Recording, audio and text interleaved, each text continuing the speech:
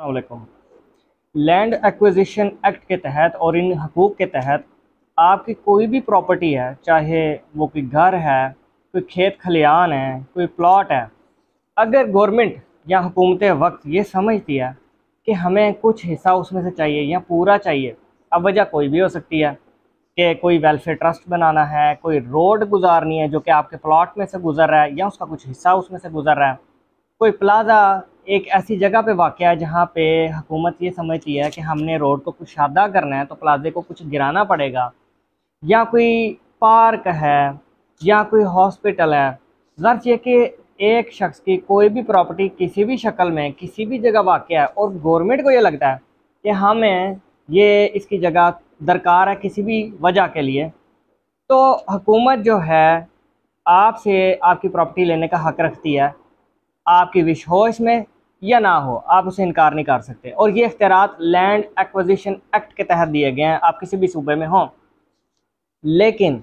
Law के मुताबिक आपसे किसी किस्म की ज़्यादती नहीं की जाएगी। अगर आपकी प्रॉपर्टी का कुछ हिस्सा लिया जाएगा तो डेफिनेटली आपको कंपनसेट किया जाएगा, आपको कंपनसेशन पैसों की सूरत में दी जाएगी। मिसाल के तौर पे आपकी ज़मीन का, जो कि समझ लें कि ज़रूरी अराज़ी है, एग्रीकल्चरल लैंड है,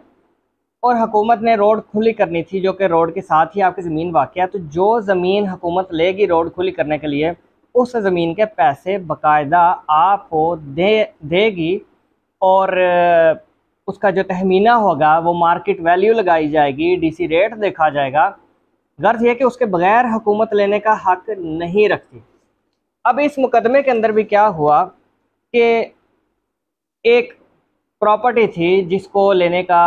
डिसाइड किया हुकूमत ने कि जनाब किसी वजह से हमें ये प्रॉपर्टी चाहिए, इन प्राइवेट लोगों की, हमने कुछ बनाना है यहाँ पे। तो लॉ ये कहता है कि जब आपने किसी भी किस्म की प्रॉपर्टी लेने का सोच लिया है हुकूमत ने, तो वो नोटिफिकेशन शाया करेंगे पब्लिकली नोटिफिकेशन शाया होने के बाद ऑफिशियल गज़ट के अंदर भी इस चीज़ को शाया की जाएगा और सेक्शन 4 के तहत ये कार्रवाई होती है। और उसके बाद ये कार्रवाई होने के बाद, यानी सबको इतला जब मिल जाती है, तो फिर एक अवार्ड जारी किया जाता है सेक्शन 11 और सेक्शन 17 के तहत, जो कि लैंड एक्विजिशन एक्ट है उसके तहत। अब हुआ ये कि इस केस के अंदर गवर्नमेंट ने प्रॉपर्टी तो ले ली प्राइवेट लोगों से, कंपनसेट भी किया, लेकिन वो जो अवार्ड दिया गया था, अवार्ड से मुराद वो फैसला, उसके अंदर जो सेटलमेंट की जाती है कि हम इतनी प्रॉपर्टी आपसे ले रहे हैं और उसके बाद में आप इतने पैसे दे रहे हैं। प्रॉपर्टी की बाकायदा डिस्क्रिप्शन मेंशन होती है, कितनी लेंथ और कितनी विड्थ से हम ले रहे हैं, यानी गवर्नमेंट ये कहती है हमने इतना टुकड़ा इन प्राइवेट लोगों से ले लिया, किस मकसद के लिए लिया, हेवट क्या है, खसरे क्या हैं, उसकी डिस्क्रिप्शन डिटेल्ड जो चीज़ें हैं वो उसके अंदर मेंशन होती हैं उस अवार्ड के अंदर। अवार्ड को समझने के लिए आप इस तरह भी समझ सकते हैं कि फ़ैसला, यानी हुकूमत और प्राइवेट लोगों के बीच में जो सेटलमेंट होती है, जो फ़ैसला होता है, उसको अवार्ड कहते हैं। उसी के अंदर पैसे का लेन देन का जिक्र होता है, उसी के अंदर प्रॉपर्टी की डिस्क्रिप्शन होती है, उसी के अंदर ये भी मेंशन होता है कि कितनी देर के अंदर अंदर हम सारी कार्रवाई मुकम्मल कर लेंगे। और कानून ये कहता है कि 1 साल के अंदर आपने मुकम्मल हर सूरत करनी है, वरना आपका नोटिफिकेशन और अवार्ड की कोई वैल्यू नहीं होगी। अब यहाँ पे हुकूमत ने की चालाकी, अथॉरिटीज़ ने की चालाकी,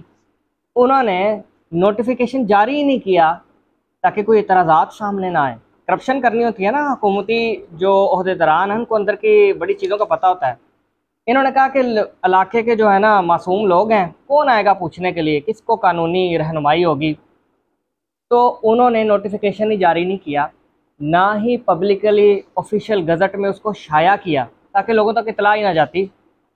और एक अवार्ड जारी कर दिया, सेटलमेंट जारी कर दी, फैसला जारी कर दिया कि इतने पैसों की एवज़ हम इन लोगों से इस चीज़ के लिए ये प्रॉपर्टीज़ ले रहे हैं, लैंड एक्वायर कर रहे हैं लैंड एक्विजिशन एक्ट के तहत।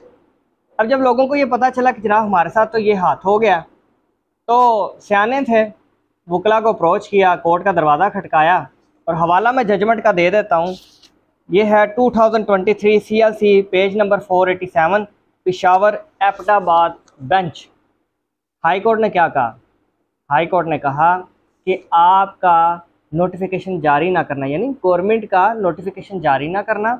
और उसको पब्लिकली ऑफिशियल गज़ट में भी शाया ना करना, यही बताता है कि ओहदेदारान जो हैं करप्ट प्रैक्टिसेस के लिए रास्ते हमवार कर रहे हैं। आप कहीं ना कहीं करप्शन की तरफ जा रहे हैं। अब करप्शन की बहुत सारी शक्लें हो सकती हैं। हो सकता है आप कम रेट पे लोगों को उनकी ज़मीन दे रहे हैं, यानी एक तो ले रहे हैं उनसे ज़बरदस्ती लैंड एक्विजिशन एक्ट के तहत, लेकिन ऐन मुमकिन है आपने पैसे ठीक तरीके से ना दे रहे हो,